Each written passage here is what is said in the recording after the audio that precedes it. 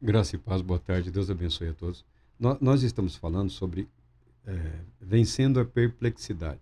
É o nome que eu dei para aconselhamento cristão.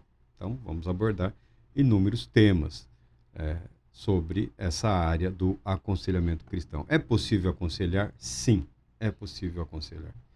Estranhamente, às vezes, os conselhos de Jesus, eles surtem mais efeitos na vida do não religioso do que na vida do religioso, porque o religioso, ele é teimosinho, ele é resistente muitas vezes à, à advertência ou ao chamado ao arrependimento. Porque fala, eu não fiz nada de errado, né?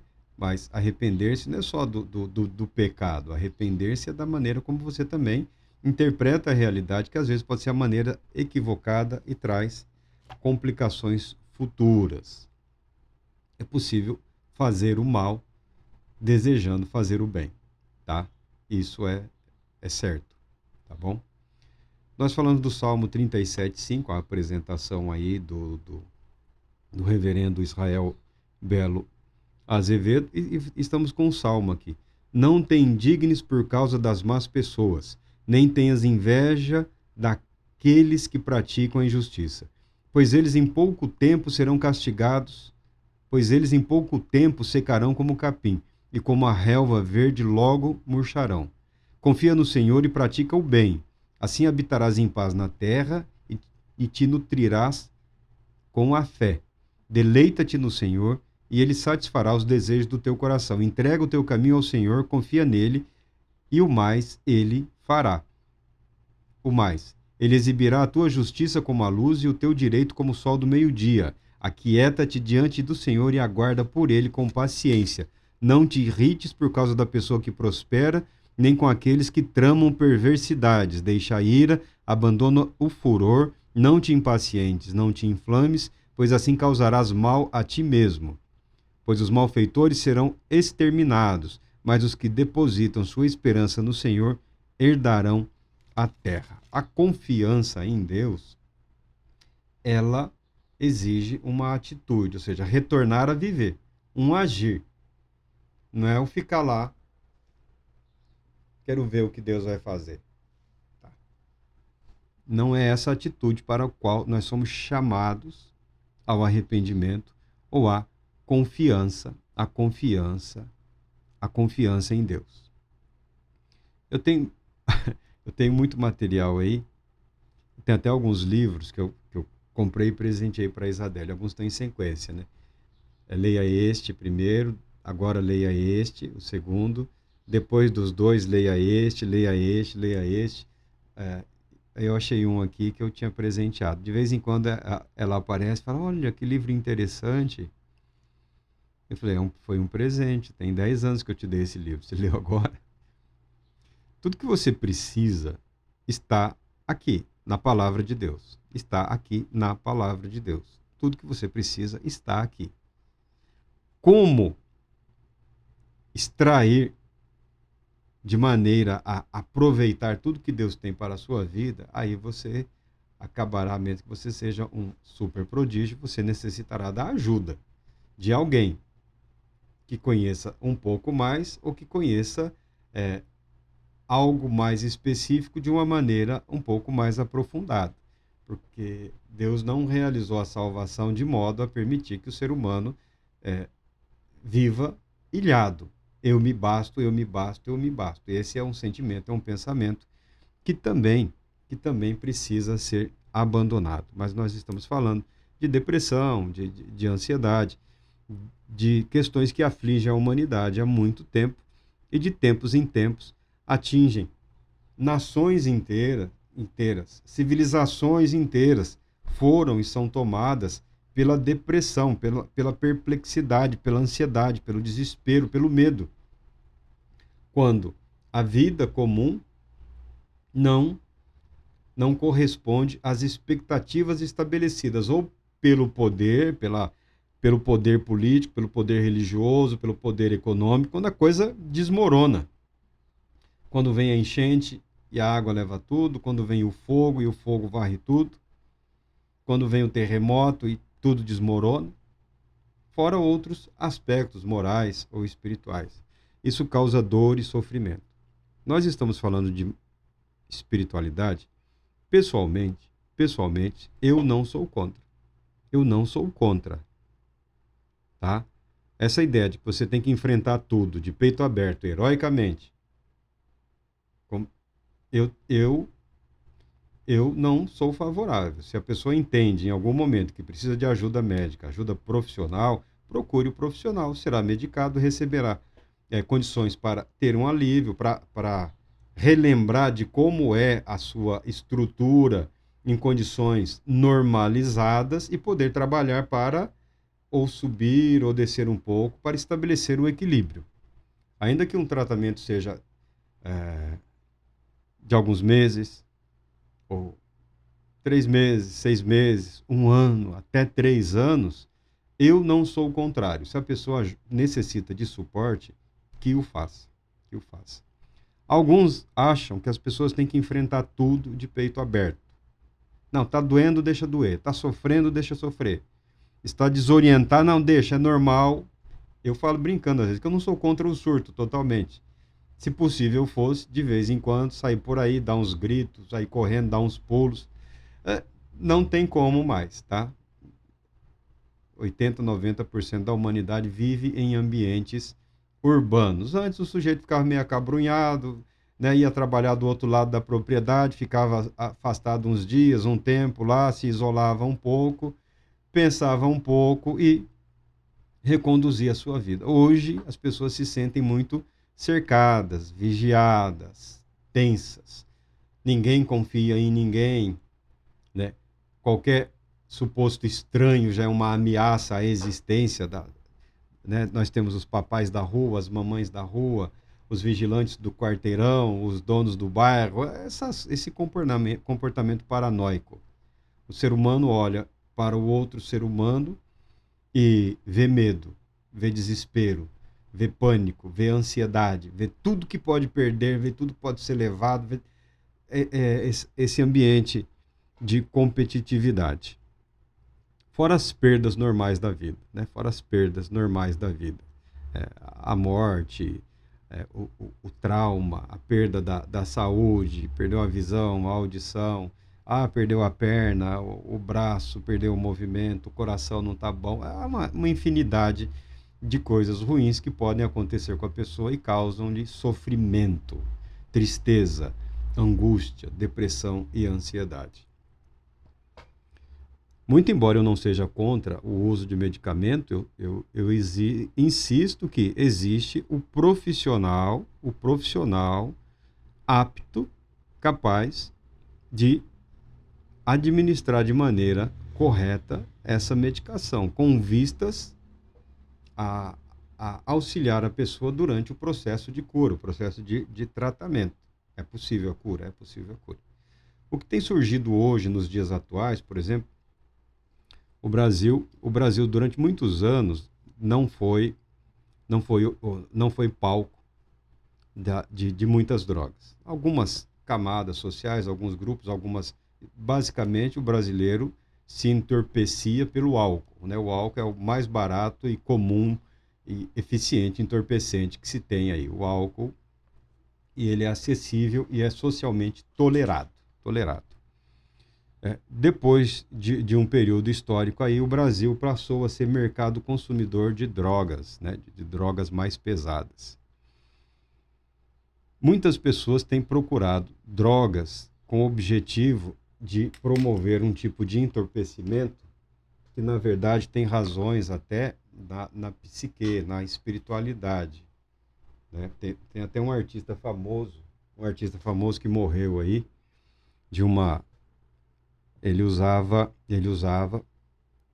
com controle médico, ele usava um tipo de anestésico. Quem já precisou passar pela cirurgia sabe que essa medicação que é aplicada, tem uma série de medicações, ela retira praticamente para retirar a ansiedade da pessoa, para tranquilizar a pessoa, para facilitar a anestesia, né? E a pessoa não sente nada, não sente dor. Quando acorda, também não está sentindo nada, está sob efeito de medicação. E quando recebe alta, não está sofrendo dores. Algum incômodo, mas está acabando o efeito da medicação, mas entrou o analgésico, entrou o anti-inflamatório, entrou o antibiótico. A pessoa está bem, passou por um procedimento cirúrgico, mas está relativamente bem. Está comum hoje aqui no Brasil, teve um caso aí de gente que morreu. Nos Estados Unidos é uma epidemia, de drogas lícitas administradas, principalmente na população jovem, muito ansiosa em relação à vida, que tem procurado refúgio no entorpecimento medicamentoso. Drogas muitas vezes lícitas, drogas que a indústria farmacêutica disponibiliza, muitas vezes adquiridas no mercado clandestino irregularmente. E tem alguns grupos mundo afora que se fantasiam de religião com o objetivo exclusivo de se drogarem, tá? Nós temos aqui no Brasil a turma aí, uma seita do Santo Daime. Tem alguns outros que estão se envenenando com uma toxina de um sapo, vou falar um anfíbio, um sapo, uma toxina muito poderosa, né? Isso daí era utilizado nos rituais indígenas para a autocura. O que é a autocura? Você dá algo para o seu organismo e o seu organismo, você sabe que ele vai reagir contra aquilo na esperança de que o corpo elimine a toxina e também a doença, as causas da doença que estão atingindo o indivíduo, tá? Essa era a prática. O sapo, na cultura indígena, ele está relacionado à cura. Na verdade, quase todos eles produzem não só a toxina, eles produzem também um antibiótico natural, tá? Durante algum tempo aí, linha cirúrgica foi feita também com a pele de alguns sapos, porque há um antibiótico natural. Então tem gente que vai aí, procura aí sei lá se é índio mesmo ou não, alguém que tenha um mínimo conhecimento e passa por se a pessoa não está doente, e se estiver doente, você tem toda uma estrutura médica, né? Uma pessoa quer ter uma experiência espiritual, não vai ter experiência espiritual nenhuma, pode ter no máximo aí um distúrbio neuropsíquico, ou uma convulsão, ou uma crise de intoxicação, algo do gênero, é algo perigoso.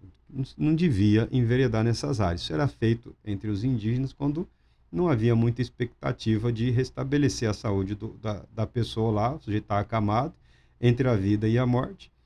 Então, dava esse veneno aí via pele, na esperança de que o organismo, ao expelir essa toxina, também expelisse ali o que estava causando a doença. Aí tem a outra turma do tal do Daime lá, e tem outras drogas aí que as pessoas estão se reunindo para usar e para evitar a caracterização de drogados, ou seja lá o que for. Eles se fantasiam, alguns até conseguiram na justiça, né? Eles têm lá um documento que eles são religiosos, é uma religião, eles cultuam através do entorpecimento. Isso não é incomum, mas eu pessoalmente abomino, desprezo, não existe via espiritual, via entorpecimento, via drogas. Ah, mas os índios não sei onde utilizavam. Não existe jornada espiritual via drogas. O que existe é um conjunto de reações neuroquímicas que às vezes se confundem, mas muito tenuamente, com algo que diz respeito ao universo espiritual. Quanto à cultura nativa, dos povos nativos americanos aqui, nós temos pouco registro, porque o que tinha foi tudo destruído. Os jesuítas foram os primeiros a desembarcar na América Latina, primeiro contato com os índios, foi os que procuraram entender alguma coisa da cultura deles, mas também demonizaram tudo, desconheço arquivos, desconheço material. Mas, se por um acaso, num determinado momento, o religioso nativo precisou fazer uso de uma substância ou de um produto para mover-se em direção ao mundo espiritual, é porque nós sabemos que havia ocorrido uma ruptura entre a vida e a fé. Nenhuma civilização foi dominada enquanto ela estava íntegra, intacta, enquanto seus valores estavam unidos, enquanto ela formava uma nação, um povo, uma ideia, um senso de propósito, um senso de razão de existir, de razão de viver. Os índios só foram dominados aqui, que eram inúmeros povos indígenas, porque eles já estavam fragmentados. Muito provavelmente, na minha visão, o uso de artifícios para tentar compreender ou se reconectar com o sagrado é fruto dessa ruptura estrutural que algumas civilizações enfrentam. A realidade não é condizente mais com as expectativas. E algumas pessoas têm aprendido a criar uma expectativa, uma ansiedade no que diz respeito à vida espiritual, principalmente no tocante aos movimentos de avivamento, despertamento, de dons espirituais, sempre levando tudo para o aspecto sobrenatural, sobrenatural, sobrenatural. Nem tudo que diz respeito à espiritualidade humana diz respeito à sobrenaturalidade ou à supernaturalidade. O ser humano é naturalmente espiritual. O ser humano foi preparado por Deus, capacitado por Deus para adorá-lo em espírito e em verdade, porque Deus é espírito e os seus adoradores devem adorá-lo em espírito e em verdade. Sabendo nós que o Espírito Santo é intangível. É intangível. O que é intangível? Ele não pode ser tocado. E a presença dele não reflete no na nossa sensibilidade.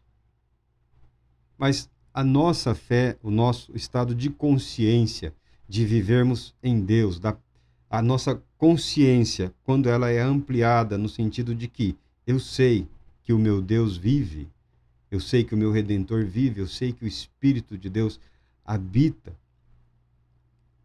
entre os homens, na humanidade, isso gera em nós, isso desencadeia uma série de reações psicoemocionais extremamente agradáveis. Mas elas não são necessariamente resultado de um toque espiritual, porque não existe isso, não ocorre. Ele não ocorre. É resultado de um estado de consciência, consciência. É um estado de consciência, espiritualidade. Você procurando no dicionário, o que significa? São questões inerentes ao ser humano, somos nós, seres humanos, seres conscientes. Não dá para as áreas do conhecimento humano avançarem nisso. Então, algumas pessoas interpretam a reação natural ao estado mental de convicção a uma manifestação da presença do Espírito Santo, tá? E como esse estado de consciência ampliado, ele produz uma alegria, pode produzir um êxtase. Algumas pessoas acreditam que o êxtase é fruto do Espírito Santo. Não é. Nós somos convidados sempre a agir pela fé, a termos a nossa vida regrada, pautada, muito embora a alegria seja parte de um processo de cura. Deus ungiu o Senhor Jesus com espírito de alegria tal que nenhum dos seus companheiros foi capaz de experimentar. Então, quando nós falamos da cura, da depressão, da ansiedade, isso tem resultado nesse quadro emocional, nesse quadro sensorial, nessa sensibilidade saudável, que produz alegria, né? Que produz expectativa, uma alegria intensa, a certeza decorrente de que Deus se importa com as nossas vidas, de que a palavra dele é real. Esse quadro, ele pode ser induzido por alguns medicamentos. Na verdade, ele pode ser induzido por alguns estados de doença. Tá? Às vezes a pessoa está com um tumor e tá vendo luzes, brilho, sentindo de uma forma muito intensa algo que... Pessoal, mas que esquisito, que estranho. Tá? Uma infecção, um quadro febril que aquece o corpo, aquece o cérebro, a oxigenação dificulta, pode criar a neurodislexia, né? Um quadro de sensibilidade confusa.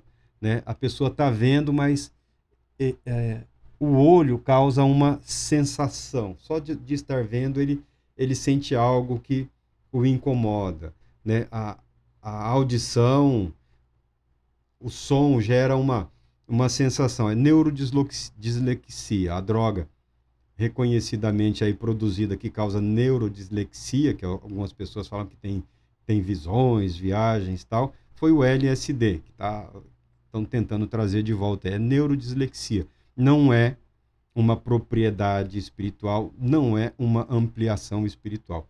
Eu, pessoalmente, me perdoe o Todo-Poderoso Deus, olhando para alguns pregadores que tem por aí, a maneira repetitiva com que eles insistem em determinados comportamentos, considerando o tempo, a idade, e às vezes, que Deus me perdoe, me dá a impressão de que eles estão usando drogas, estão usando algum tipo de medicação com vistas à preservação de um quadro emocional que nem sempre mais é compatível com a idade, já que se avança com o tempo, mas longe de mim afirmar uma coisa dessas, uma maldade dessas, uma perversidade dessas, tá? Mas a impressão que causa, porque a tendência natural do ser humano com o passar do tempo é dar uma amortecida, uma estabilizada. É natural, é saudável. Né? Uma compreensão maior da realidade de Deus gera um apaziguamento. Nem tudo a ferro e a fogo. A confiança em Deus, a certeza de que Deus é fiel, apazigua as mentes. A juventude é o momento dos hormônios, do fervor, das decisões radicais e das decisões equilibradas, corretas e das estúpidas também. Mas a persistência de alguns em determinados comportamentos gera, na minha opinião, a ideia. E eu não sou um psiquiatra, não sou um psicanalista, eu não sou um especialista nessas áreas. Mas tem-se a impressão. Queira Deus que seja só um daqueles ventos assim de pensamentos ruins. Outros nós sabemos, eu falo de depressão porque eu não tenho problema. Eu tenho depressão desde criança. E aprendi a conviver com os quadros de depressão decorrente dos problemas respiratórios desde criança. Inclusive quando se transforma em ansiedade. A ansiedade é horrível, é terrível, mas você consegue controlar. Problema respiratório, de às vezes não querer deitar para dormir.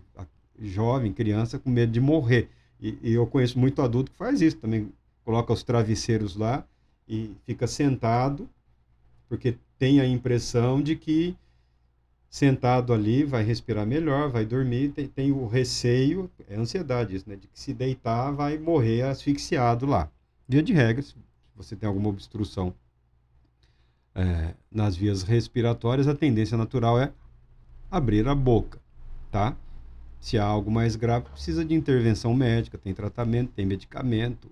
Na pior dos quadros é o uso daquele oxigênio lá para manter as vias aéreas funcionando, e tem a medicação para manter as vias aéreas abertas. Eu aprendi muito cedo a lidar com a ansiedade, de maneira a não se deixar levar pelo medo, porque o medo piora absolutamente tudo. Então, a ansiedade não me preocupa tanto, ela se tornou minha amiga, minha aliada, já que você não tem como evitar, você aprende a a moldar, a seguir em frente.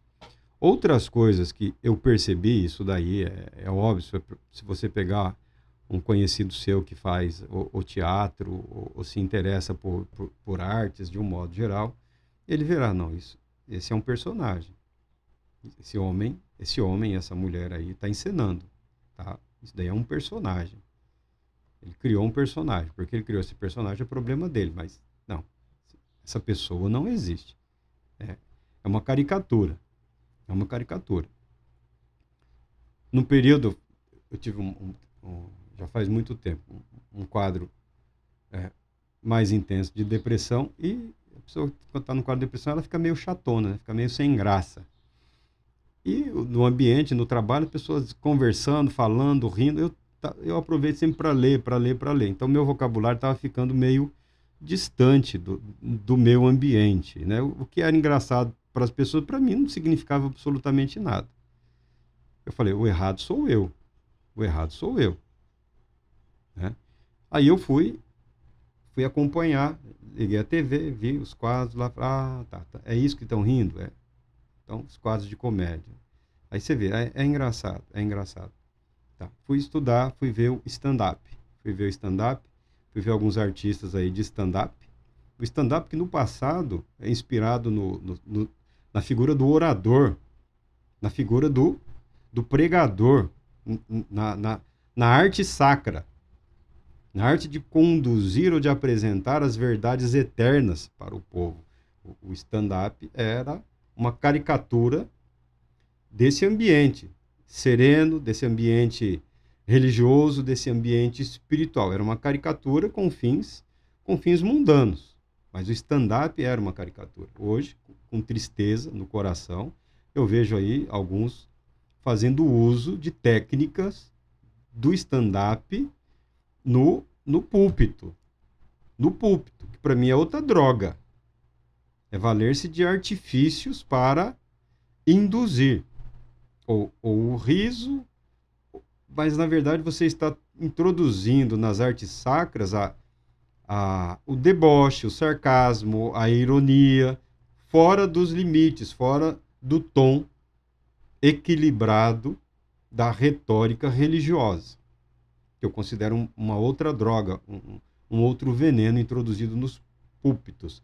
Tem empresas aí, igrejas, empresas que desenvolveram uma série de artistas de púlpito aí que viajam o mundo aí com o stand-up gospel, stand-up cristão. Olha que porcaria, que lixo, né? Olha que aberração, E eu sou a favor das artes, o teatro, que o teatro seja apresentado como teatro. Qual o problema do teatro? Quer produzir cinema? Compra um materialzinho, cinema é barato, tá? Cinema não é caro. Caro é uma superprodução, ou a produção daquilo, mas quiser fazer um filme, aprender a fazer, não é nenhum mistério. Produza um filminho, faça aí um filme com motivação religiosa, cristã, com um pano de fundo de verdades ou valores da doutrina cristã, produza material para a internet, faça o que bem entender. Agora, fantasiar a adoração, o culto a Deus, o respeito, abandonar a referência, a confiança em Deus para introduzir elementos estranhos, caricatos, bizarros, para mim é o equivalente à droga, ao entorpecimento. Porque esse estado emocional que as pessoas, meu Deus, eu não queria deixar isso. Esse estado, ele pode ser alcançado no desenvolvimento das disciplinas espirituais. Você não precisa depender do avivamento, do despertamento, do missionário, do evangelista, do pastor, do profeta, ou de ninguém. Você pode mover-se para Deus. Alguns usam a dança. A dança é um meio de despertar a alegria, a produção dos hormônios. A dança, o canto, as celebrações, você vê lá os índios, lá, a dancinha deles, ritual, e vai longe aquilo ali. Cada dança corresponde a um rito que tem um propósito, um objetivo específico. Eu não tenho absolutamente nada contra, mas a partir do momento em que você compreende como funciona o seu corpo e a sua mente, esse mover-se na direção da alegria, esse mover-se em direção da paz, é um ato natural, que dispensa a coreografia, que dispensa o espetáculo, que dispensa a droga, que dispensa a febre, que dispensa a fome, que dispensa horas e horas e horas e horas orando, rezando, repetindo, falando, louvando, e horas e horas e horas, levando a uma exaustão física, a produção de hormônios no corpo que acaba. Quando você aprende a controlar o seu corpo, quando você aprende a controlar a sua mente, quando você passa a compreender os seus próprios estados mentais, você pode caminhar em direção a esse estado mental de paz, de alegria. A ferramenta mais simples é a leitura devocional da Bíblia. A leitura. Tem gente que me conhece e fala, Marcos, você nunca ri. Eu falo, você que não me conhece, eu estou o tempo todo rindo, sorrindo. Daqui o meu rosto não expressa de maneira correta o meu estado mental. Mas quando eu estou lendo a Bíblia, quando eu estou meditando na palavra de Deus, quando eu estou na companhia de pessoas que permito que sejam um instrumento de acesso a esse estado emocional, as pessoas me veem rindo, sorrindo e falam assim, mas você fica diferente quando está... Não, eu não fico diferente, eu sou assim. Tá? Eu sou assim. Agora, expressar-me desta maneira está condicionado a uma série de coisas. Uma série de coisas. Por quê? O meu coração pertence a Deus. Ah, mas a sua face pertence ao mundo. Não. A minha alegria pertence a Deus. Eu não posso deixar aberto a porta, o caminho que me proporciona a alegria, porque é a mesma porta, é o mesmo caminho que pode despertar a ira, a raiva, a revolta, a indignação. Então eu tenho que aprender a selecionar e me preservar. Aprendendo a se autopreservar, a se autoconhecer, a se autodominar, você passa a exercer um controle sobre os seus estados psicológicos e emocionais. Espirituais, segundo alguns, mas são completamente naturais. E você não fica à mercê de esquisitice. Tá? Do guru lá, não, se solta, não pensa, e grita, e pula, extravasa. Meu amigo, é um movimento que não depende do corpo, depende do seu estado de consciência. Mover-se nisso é algo simples, é algo acessível. E você aprende a usar isso para sair daqueles quadros de revolta, de indignação, de ira, de ressentimento, de rancor. Não, isso não pode dominar. O meio, a disciplina mais simples é deixar-se conduzir pela palavra de Deus, que é a meditação guiada, meditação direcionada. Você não precisa de alguém dizendo nada, você não precisa de um guru, você já tem a palavra de Deus. Você não precisa de um guia espiritual, você já tem a palavra de Deus. E com toda certeza o Espírito Santo estará agindo de modo a conduzir o seu ser através do estudo dessa palavra, de maneira a proporcionar na sua vida o domínio do estado de consciência necessário e adequado para permitir que você saia ou da depressão, ou da angústia, ou da tristeza, ou do medo, ou da dúvida, e levante-se e continue a vida. Ah, mas eu continuo vivendo. Não, você está zumbizando. Tem pessoas que estão zumbizando, né? Estão alheios a tudo, tá? Ali no modo econômico de vida. Então, eu queria falar isso, pegar esse mesmo texto de uma maneira objetiva. O caminho para a integridade, ele conduz ao domínio de si, ao autoconhecimento, ao domínio próprio, ao conhecimento das suas emoções, dos seus sentimentos, das perspectivas e dos momentos que são ou não convenientes para a manifestação da fé, da alegria e da manifestação física, tá? Sem drogas, não existe a necessidade de drogas, não existe a necessidade de entorpecente alterando o seu quadro fisiológico, o seu estado mental. O estado mental de consciência pode ser alcançado sem nenhuma medicação, tá bom? E você pode aprender a ter um controle sobre isso, não dependendo lá do gritinho, do pulinho, do bater do pé, né?